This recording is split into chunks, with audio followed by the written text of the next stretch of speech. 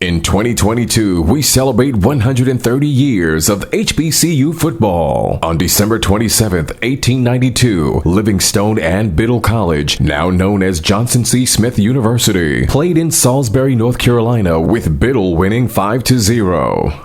Over time, HBCU football has evolved. HBCU football's popularity continues to rise. Millions attend games each year and millions more watch on television. The HBCU bands provide some of the top entertainment in the country.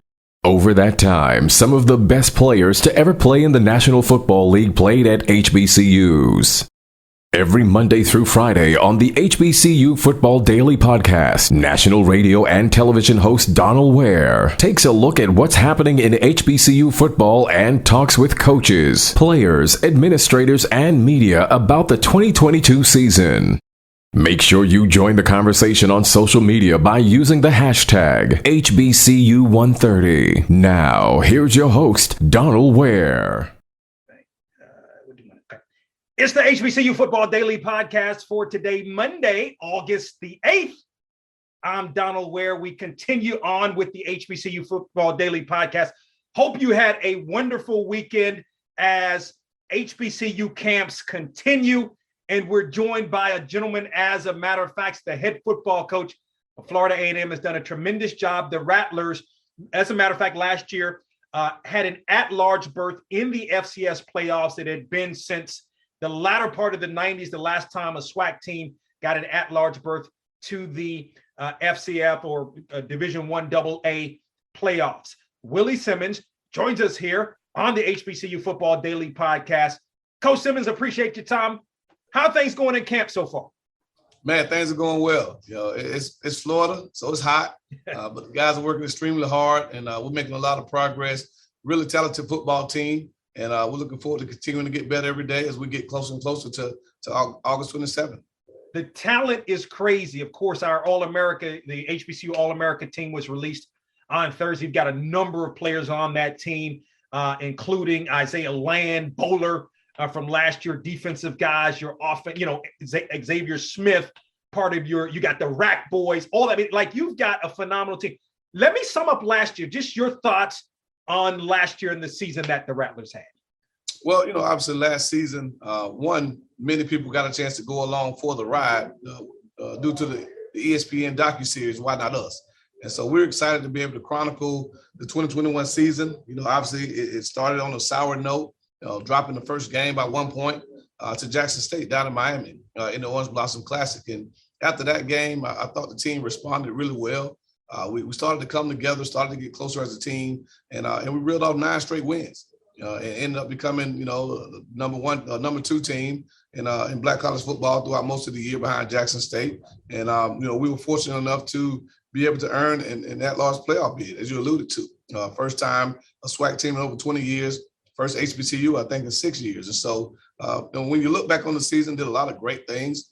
Obviously, the standard here is extremely high, so we're not satisfied, and that's the thing that the team and I have continued to talk about, is that even though last season had some great moments, we didn't accomplish our ultimate goal of winning the Celebration Bowl and being true Black college national champs. And so those guys that return from that team are extremely hungry, led by Isaiah Land, the Buck Buchanan Award winner, Xavier Smith, Chris Vadul, a lot of those guys. They feel they have unfinished business. And so, again, great, really good season last season, but the expectations here are much higher, and these guys are working towards it every day. It's a tough deal, right? Like the schedule's going to be what it's going to be. That classic you open up against Jackson State last year, saying that it was a tough ball game. It was actually a good game to watch. You're talking about, you played in the spring. I get that, but still, it's not the same thing. It's a 7-6 game. Only game you lost in the conference, and ultimately it led to you going to FCS. It happens again this year with that game. How tough is that to have to play not only a SWAC opponent, a conference opponent, but also a divisional opponent as well? Well, yeah, obviously when we brought back the Orange Blossom Classic, we were still members of the MEAC. And so at the time, we thought that we were just having a really good SWAC versus MEAC, slate to start the season, right? In Jackson State, we were able to secure them for 2 years. And then going into the third year, we were going to look for another opponent. And, after the contract was signed, obviously we made the decision as a university to leave the MEAC and join the SWAC. And so it immediately became a conference game. Like you said, the way the conference was, realigned, we became divisional foes on the East. And so, again, it's just the luck of the draw. It's always tough when you're the quote unquote two top teams, and going into that game, Coach Prime and I talked about that, at midfield, and we were both candid about whoever wins this game is more than likely going to represent the SWAC, in the Celebration Bowl, and obviously that became true. They went undefeated. We lost that one game to them, so it's a game with high stakes, but that makes more for the pageantry. It makes it probably the most anticipated HBCU game on the slate this year, and arguably maybe one of the top, most highly anticipated FCS games, this year. It's a nationally televised game, ESPN2, and I think the eyes of Black college football and college football in general will be on that game due to the fact that you have Travis Hunter, right, #1 recruit in the nation that signed at Jackson State. You have Coach Prime, who's a polarizing figure in and of itself. And then you have a brand as strong as FAMU that has been doing this for a long time. And so, again, we're excited about the opportunity. Obviously, if you had, your pick, you wouldn't play the toughest game probably on your schedule in the first game of the season, the first conference game. But again, you got to win the games you play, and you got to play the games on the schedule. And so we don't have any control of that. It's just our job as a coaching staff, our job as players, to prepare ourselves mentally and physically to be more prepared than them come September 4th down in Miami Gardens. For those that are listening to this podcast, that is the voice of the head football coach of Florida A&M, Willie Simmons, who joins us here on the HBCU Football Daily Podcast. For those watching, you can see him right there. See, if the season started today, let's talk some personnel. Let's talk some players. The season started today. Who's your starting quarterback? Well, you know I'm gonna ask. You know I'm gonna ask that. You put me on the spot. So if the season started today, the first play of the game, we'd line up in some type of wildcat situation where two quarterbacks would be on the field at once, and those two guys would be Rashawn McKay and Jeremy Musa. So the first play would be a trick play, and so we wouldn't have to necessarily name a quote unquote starting quarterback. That's if we had to play today, that's what it would look like. Wait a minute. Now, let me think back. You majored in communications, right? Some kind of PR too in that, right? Marketing. That's marketing. Marketing. Oh, that's even more. It's a great marketing answer. Love it. So what do these two young men, I know you got the battle. I mean, obviously you got the battle with these two guys. Speak to what each brings to the table. Well, the one thing that Rashawn, obviously, who's the incumbent, brings to the table is just the first thing is mental toughness. I've been around this game as a player and a coach really now for 33 years of my life. And I can't definitively say that I've been around a more mentally and physically tough young man. To endure what he had to endure last season after the tough loss versus Jackson State. Obviously, he did not play his best game. Again, had everyone, Rattler Nation was coming after him because of the expectations here at FAMU to play the position. But all he did was bounce back, lead us to 9 wins, throw for 22 touchdowns and only 5 interceptions. And we had one of the best seasons, ended a 9-game losing streak, a 10-year streak to our in-state rival, And so, again, just the mental toughness that he brings physically. He can take a shot. He took plenty of shots last season and bounced right back up and kept going to war. And when teammates see that from the quarterback, because typically the quarterback is kind of perceived as a prima donna. He wears a different color jersey in practice. He's the only one that's not getting hit. If you touch the quarterback, as you saw with the Buffalo Bills, you're going to get cut, right? You touch the trigger man, bad things happen. Right. And so when those guys see the quarterback being the hardest working guy in the weight room or one of them, putting the time and the effort and energy in film study and walkthroughs and practices and weight sessions, that brings a level of toughness to your football team that really took us a long way last year. And he has a live arm. He can make most of the throws that we require him to make. And, he has experience now. And so that's what he brings. But then Jeremy, on the other hand, is a guy that has a ton of arm talent. He can make every throw, right? He throws amazing touch passes. He anticipates throws phenomenally well. He runs, sneaky fast to be able to get himself out of danger and extend plays. And he's a very heady, cerebral guy, so again, can check protection at the line of scrimmage, does a really good job of thinking ahead to the next play. And the only thing that we don't know about him right now is just, again, how would he do in live action, right? Because, again, we have a sample size of Rashawn McKay over 9 games or over 11 games in 2021, but we don't have a sample size of Jeremy. So, again, we're working through that now to see, again, which guy gives us the best chance to win. And again, it may be a situation where they both get their chance, doing in game action. So we don't have to name one today, and they both understand that. And what they do daily is a part of that evaluation process. Everything they do will be graded, will be evaluated. And by the time we get ready to take the plane to go to Chapel Hill, we feel we'll be able to name a guy that we feel should take that first snap, and rightfully so, because he's done the most consistently over 25 days of training camp. Yeah, I want to talk a little bit more about that, Chapter. Now you come into our area where we are. We'll talk about that momentarily. Whoever your starter is going to have any number of receivers to throw the football to. I mean, led by, it's hard to put Xavier Smith. I mean, he's the one that's getting most of the publicity, but he's got a number of guys. Speak to that, and that's going to help to settle whoever, not settle, but it helps tremendously whoever that quarterback is going to be. Yeah, no, I think so. Anytime you're a quarterback, you have weapons at your disposal, that increases your chance for success. And so when you can turn around and look out wide and see a guy like Xavier Smith, who's a 1,000-yard receiver, explosive guy, NFL prospect, Walter Payton, preseason watch list guy. You look over the other side and see Jamari Shareed, another dynamic guy, led the nation punt return yards.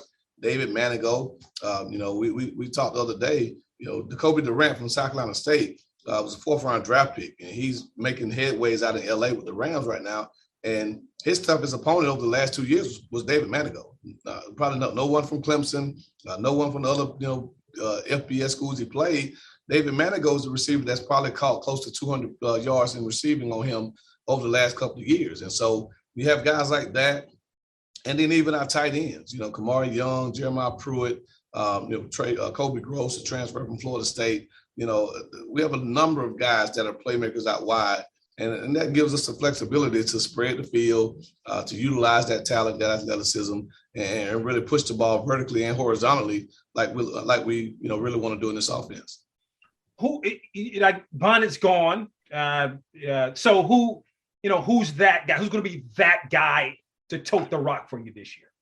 Well, last year, Bishop really separated himself from the pack. We went into the season with kind of a 3-headed monster at running back, so to speak, with Bishop Bonnet, Terrell Jennings, and Jalen McLeod. And Bishop just continued to just stack plays on top of plays and was a really, really big play guy, explosive guy for us. And so he started to distance himself from the other two. Terrell and Jalen are both returning, Terrell for his 4th year, Jalen McLeod for his last year. And both those guys are hungry. They're both big backs, big, powerful backs. Terrell's 230. Jay McLeod's in that 240 range. And, they're both guys that can give us those tough inside yards. A.J. Davis, transfer from Pitt to James Madison, who's a local guy, Lakeland guy. He's shown a lot of great ability during training camp. We're really excited about his prospects of being in that mix. The more he learns, the more he understands what we do in protections and all those things. He's another 215-pound back with really good feet, really good balance, and really good vision. And then you have Deandre Francis, a young guy who's in that Bishop Bonnet mold of a smaller guy, fast, 10, 500-meter guy. That's kind of a lightning in the bottle guy. And then there are other guys as well. Isaiah Connolly, transfer from Coastal Carolina, is another guy that's going to be in the mix. And so every position is heavily it's a highly competitive group that we have. That's one of the positives about the roster that we've been able to build over the last 4 years, is that for the first time, there's not a position that we can look to and say, well, if that first guy goes down, hey, we may be in trouble. I mean, most positions we're really 3, sometimes even 4 deep. And that's a testament to our recruiting staff. That's a testament to our academic staff, and everyone who's been involved in really building this roster to the way we want it to be, and giving us a chance to go out and win an outright championship. Defensively, you look at Bowler, in one of your defensive back positions. You look at Land. I mean, the defending national defensive player of the year. Speak to the defense as a whole, but in specifically Land and what the expectations for him are this year, coming off in a sensational 2021. Well, the thing about our defense, we talk all the time about excellence being our standard, right? That's our team model. Excellence is our standard. And so last year, our defense finished top 10 nationally in a lot of different categories. I think we were one of only 2 teams to finish top 10 in run defense and pass defense. We were, top 15 to 20 in virtually every major defensive statistical category. And so defensively, we played as well as anyone in the country last year. But again, it goes to that same point. Our guys aren't satisfied. That wasn't good enough, right? The goal here is to be number 1, right? Until we claim that spot as the number 1 defense in all of FCS football, those guys are hungry, right? And so that's led by Isaiah Land. He is just, I can't even explain, what he is as far as just a disruptor on the defensive side. Coach KJ Black, who obviously was my offensive coordinator last year with the LA Rams, we've spoken a few times, since he's been there. And he talks about how Aaron Donald just disrupts practice. Like, they cannot practice when the first team defense for the LA Rams goes against the first team offense because Aaron Donald's so disruptive. Like, literally, Scott McVay, the head coach, has to pull Aaron Donald out of drills so that they can get work done. Right. It's the same for us with Isaiah Land. I mean, like, if he's out there, it's very, very difficult for the offense to get in any type of rhythm because, again, he's just so tenacious, so athletic, so explosive. And he's put on 15 really quality pounds of muscle in the offseason and adding more and more each day. And, man, I tell you what, Marquise Bell for us has been the epitome of a dominating defensive player. I think Isaiah Land will gladly take that mantle and run with it. And if there's a more explosive defensive player in America, I'd really like to see it because that young man is just he's a generational talent as a defensive end. But BJ Bowler, Javen Morgan, Levy Jenkins, those guys in the back end, Kendall Bowler, BJ's brother. They're all they've heard for the last year is who's going to replace Marquise Bell? Who's going to replace Marquise Bell? And so they're eager and anxious to prove to everyone that the dark cloud defense in the no-fly zone is still in effect. And so again, I think we made significant upgrades to our depth across the board at linebacker and the defensive secondary and even up front. And so I really anticipate us having a dominating defensive unit. And, look forward to seeing those guys continue to grow and develop together. We've added 2 new coaches to the defensive staff with James Cozy and Devon Morgan. And we're excited about what they bring to the table as well. And again, I think we're going to have a defense that keeps us in a lot of ball games this year. This is what's interesting in this time of not only NIL, but the transfer portal. I mean, I look at you. You played quarterback, obviously starting quarterback at Clemson. You wanted to transfer to Florida A&M when Florida A&M was making that move to 1A. At the time, it didn't quite work out. You grew up in the area. You knew about Florida A&M. And you've toted the rock for not only FAMU, but HBCUs as well. So my question is this: in this time of the transfer portal, you've got a Xavier Smith that played for you in 2019 that decided to stay with Florida A&M. Isaiah Land you have all of these guys where you got a lot of guys that are transferring could get more publicity. I mean, HBCUs are hot right now, right? But could possibly get more publicity. You're able to keep your team intact. What are you telling a lot of these guys that make them stay with the program? Well, one, I think, is about building a program where they can see themselves being successful. The money is attractive, right? The big lights, the name recognition, the potential for NIL, all those things are attractive to an 18 to 23-year-old.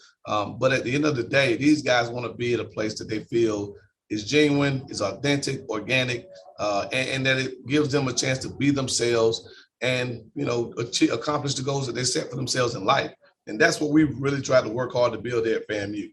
I take great pride in the fact that, we've only had I think maybe 5 guys into the transfer portal over the last 3 years. And of those 5, all but one have graduated. They've all been graduates by the time they leave. And so, again, the ultimate goal is allow them to get a great education and a degree from the #1 public HBCU in America. And they, again, 4 of those 5 young men have done that. And so when they accomplish that goal, we have that realistic talk. And we talked about where they are within the program, what the plans and expectations are for them. And for those guys, they wanted an opportunity, much like I did when I left Clemson, a chance to finish their careers as possible starters. And so we have not had a starter transfer. We have not had a guy that's given a significant playing time transfer. And again, I think that's a testament to the culture that's been built, not only here within the football program, but at the university. Again, these guys feel a different love, a different level of care here that maybe they get at other places. And the transfers that we brought in, they echo that sentiment. We have our one-on-one talks. They all talk about how it feels finally at home. They finally, for the first time in college, feel like they're the place that they can be themselves, that they feel love and care. And that's really what it's all about. And I think we'll continue that, and hopefully we'll be able to keep and retain our top talent here on the Heights of Seven Hills. Couple of last thoughts. Willie Simmons, 5th season as the head football coach at FAMU, joins us here on the HBCU Football Daily Podcast. Carolina, so you're coming this way up to Chapel Hill. How did that come? It's I guess with Chapel Hills, it's maybe a celebration of HBCUs and so forth. How did this, and you specifically, be chosen? I guess I don't know if that's the proper word, but chosen for this game. How did all of that come about?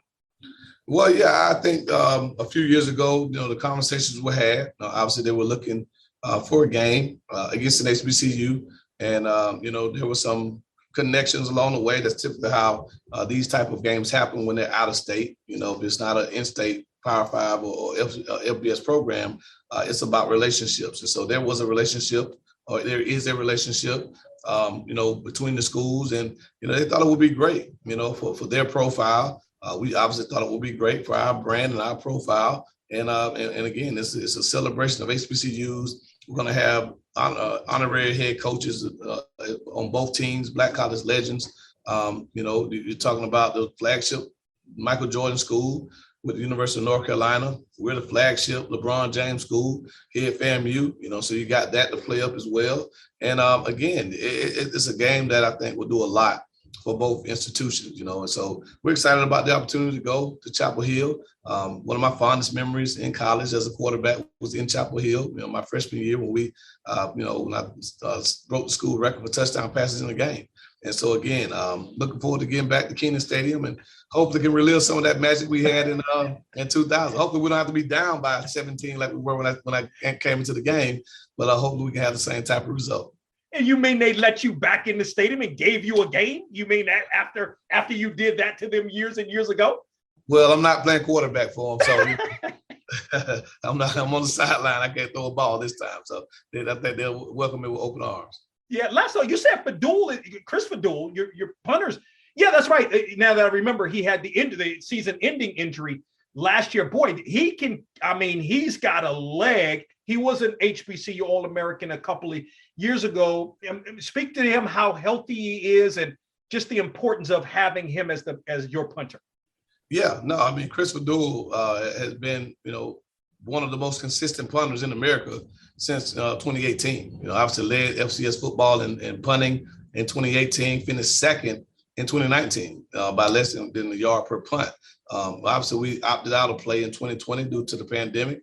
And then when he came back in 21, just had a freaky, incident where he tore his ACL against South Florida. He missed the rest of the season. So, he's going through rehab. He's not showing any signs of any effects from the ACL. And he's still the same Purdue. You look up every day, he's booting 50, 55, 60-yard punts in the air and still sounding like a cannon when it comes off his foot. So, again, we're excited to have him, but also Jose Romo Martinez, who's a first-team all-conference performer as a place kicker, took over punt and duties for Fadul last year. So between Chris Fadul, Jose, and K-Dot, Jamari Sharif as a punt returner, I don't know many teams in America that can boast 2 national leaders as specialists. We have a punter who's led the nation in punting. We have a returner who's led the nation in punt return yards. and Jose finished top 15 nationally in punting and in field goals. So again, top to bottom, I feel we have maybe the strongest specialist group in the country, not just in the SWAC and HBCU football, but in the nation, because all three of those guys are big time talents, and they're going to give us a chance to flip the field a bunch, put points on the board, and that's what special teams is. Yeah. Last thought, opening with Carolina. That's tough, opening with Carolina and then a conference game to start, unlike last year, we opened the season against Jackson State. But I mean, the schedule is what you just have to prepare for it. It is what it is. But just your thoughts on that. That's it's a tall task. Well, it is. Obviously, the old saying, to be the best, you have to beat the best. And so you look at our schedule this year, it's not just those two. We have the fortune this season of playing 3 conference champions and a Power 5 opponent. So again, you're talking about North Carolina, who's in the ACC. The next week, Jackson State, who won the SWAC. The week after that, Albany State, who won the SIAC. And then later on, we go to Orangeburg to take on South Carolina State, the winner of the MEAC. And so we definitely have a schedule that will challenge this team physically and mentally to see if we're prepared to perform week in and week out. And that's what it's going to take, to win this division, to win this conference, to win the Celebration Bowl. It's going to take our guys understanding the daily grind that it takes to be successful. Last year when we entered the SWAC, we and people around kind of dubbed the SWAC as the SEC of FCS football, because of the weekly grind. When you're talking about playing Jackson and then turn around the next week, you may have Alabama A&M or Southern or Grambling or a really good team down the road in Daytona, right? And even on the west side with Prairie View, we don't say their name. I see. But the Prairie View and all those teams. So again, it's a great conference. Top to bottom, I think everyone is getting better. You look at the recruits that we brought in. You look at the coaches that are taking over these programs. I really, really feel like SWAC football will have as much excitement as it's had probably since the heyday, the glory days of Eddie Robinson and Billy Nix and Marino Cassim and Pete Richardson and all those guys. I mean, you got some giants clashing on the field, figuratively speaking this year. And I'm looking forward to the challenge. But again, I think anyone who's a fanatic of HBCU football, this will be a SWAC year that many people will talk about for a long time. One of the very few games opening the opening week of college football, Florida A&M playing in one of those games at the University of North Carolina on Saturday, August 27th. Again, in his 5th season as the head football coach at Florida A&M is Willie Simmons joining us here on the HBCU Football Daily Podcast. Coach Simmons, appreciate the time. Good luck to you and the Rattlers this season. Thank you. Appreciate it, Donald. Always a pleasure to be on with you, and go Rattlers. Yes, sir. All right. Thank you, sir. Thank you. I appreciate you. All right, man. We hope you enjoyed this episode of the HBCU Football Daily Podcast. You can also listen to the podcast at BOXTOROW.com, iHeartMedia, or wherever you get your podcasts. Don't forget to get your HBCU football fix on BOXTOROW with Donal Ware each weekend on the radio station near you, and on SiriusXM on HBCU, Channel 142, and on ESPNU Radio on SiriusXM, Channel 84. Follow us on Twitter and Instagram at BOXTOROW for the latest in HBCU football, and don't forget to tell a friend.